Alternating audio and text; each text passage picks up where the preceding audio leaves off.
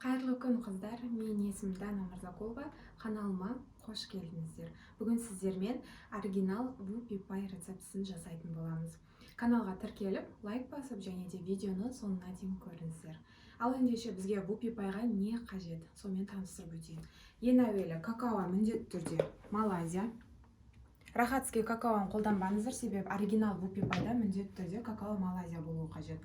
Сүт, 2 жұмыртқа, закрома, ванилин, шекер, ұн және де разрыхитель қажет болады. Байқап қарасаңыздар, анау рецепт емес, яғни 80 грамм маймен Қазақстан шоколадты микроволновкада ерітеміз деген рецепт емес. Вупи пайдың өзінің оригинал 2-3 рецептісі бар. Маған ең ұнайтын оригинал рецептісі осы. Осыны істесеңіздер, жаңағы микроволновкада ерітетінмен оны істемейсіздер. Себебі бұл жұмсақ тестасы дерске шығады. Сіздерге осыны жасауға советую. Ал ендеше іске кірісейік. Ең әуелі жұмыртқаның екеуін жарамыз және оған 200 грамм шекер қосамыз. Кәдімгі қарапайым қолдың миксермен де қыздар жасай берсеңіздер болады. Именно қатып қалған кенбутқа қатып қалған заңдылық жоқ. Алып 200 грамм шекерді қосам. Дәл осыны 3-4 минуттай аппақ көбік болғанша жақсылап араластырамыз. Асып кетті. Асып кеткенін алып тастаймын. Бір шетке қоссаңыздар, осылай алғанға да удобно болады. Все, осыны 2 жұмыртқа мен шекерді жақсылап 3-4 минут араластырамыз. 2 жұмыртқа мен шекерді араластырған кезде осындай аппақ көбік болу керек. Ана, қараңыздар. Енді оған закрома комнаталы температура қосамыз. 2-3 сағат алдын ала шығарып аласыздар. Полны осыны қосып, закроманы қосқан соңда жақсылап араластырасыздар. Осының барлығын қосам, яғни 1 пачка закрома. 1 минут араластырмайсыздар, 2-3 минут жақсылап араластырыңыздар. Себебі егер әзгентай ғана араластыратын болсаңыздар, піскен кезде сіздерде кашаның дәмі шығып қалуы мүмкін. Осыны жақсылап араластырамыз. Закроманы қосқан соң осындай крем тәріздес болады.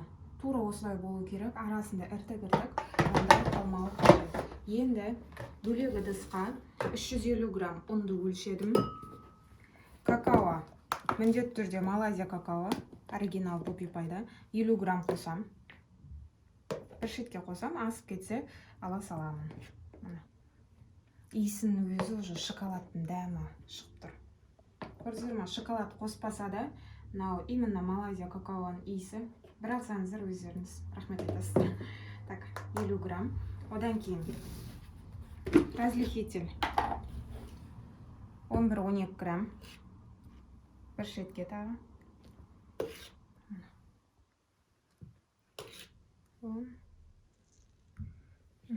12 грамм болды. Және де ванилин қосам. Ванилин қоссаңыздар да, қоспасаңыздар да болады.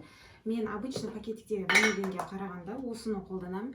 Иісі как мороженое сияқты, любой пирог, торттарға қосатын болсаңыздар, кремге қосатын болсаңыздар, дәмі зор шығады осымен. Бағасы 300-400 теңге ғана тұрады. Все, осы құрғақ өнімдерді бір араластырып алам. Және барлығын бірден миксерге қоспаймын. Жартысын қосам, араластырам. Одан кейін тағы да жартысын қосам. Яғни 2 бөлікке қосып. Одан кейін ең соңында сүтті қосамын. Қазір жартысын қосып, бір араластырып аламын.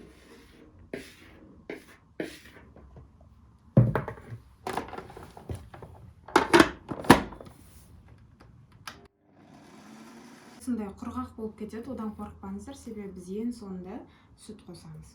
Сүттің барлығын қосып, бір араластырамыз, қайттан сұйық өнімге келеді.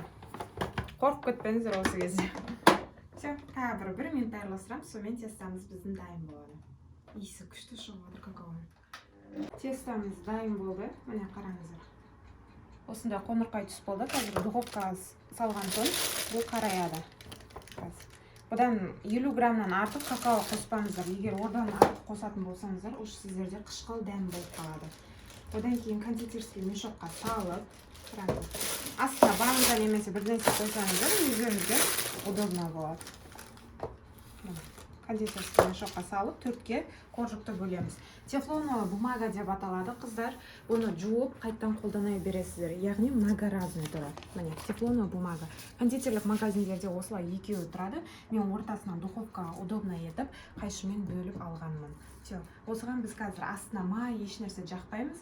Бірден төртке бөліп, домалақ етіп, формамызды жасайтын боламыз. Астын қайшыма кесіп алдым. Ешнәрсе сызған жоқпын.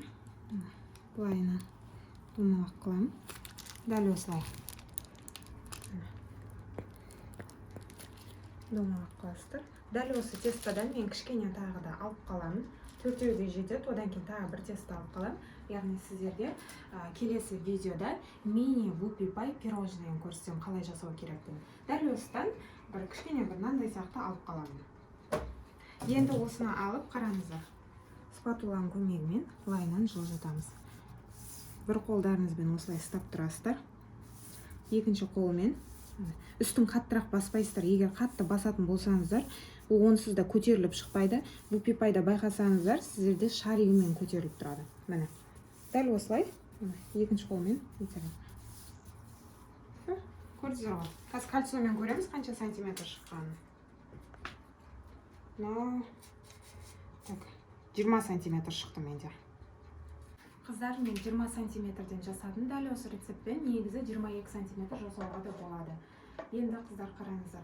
Дәл осыны 180 градусқа әрқайсысын жеке-жеке пісіреміз. Примерно бір 10-12 минутта пісіп шығады. Үстіне одан кейін астына қоямыз. Әсел пешке де пісіруге болады. 10-12 минут. 180 градус. Крементте болмай қалған жағдайда осындай 69%-лық творожный сырды қолданамыз крем жасауға. Бір тортқа граммын барлығын сіздерге астына жазып қоямын. Ыдыста міндетті түрде су қоя аласыздар. Су еш нәрсе болмауы қажет. Міндетті түрде су қой. Және де 1-2 сағат алдын ала шығарып қоймайсыздар. Крем жасайтын кезде салқын жерге жасайсыздар, духовканың қасынан жасамайсыздар. 1-2 сағат алдын шығармай, 5 минут қалған кезде ғана крем шығарасыздар. Әйтпесе комнаталы температурада тұрып қалатын болса, сіздердің кремдеріңіз қою болмайды. Творожный сырды бірінші қосам, және оған сахарная пудраны қосам. Творожный сыр қосып болған соң сахарная пудраны қосамыз. Сахарная пудра обычный пакетикте сатылады. Мен өзіме удобно болу үшін осылай құйып алғанмын. Ванилин қоссаңыздар да, қоспасаңыздар да болады.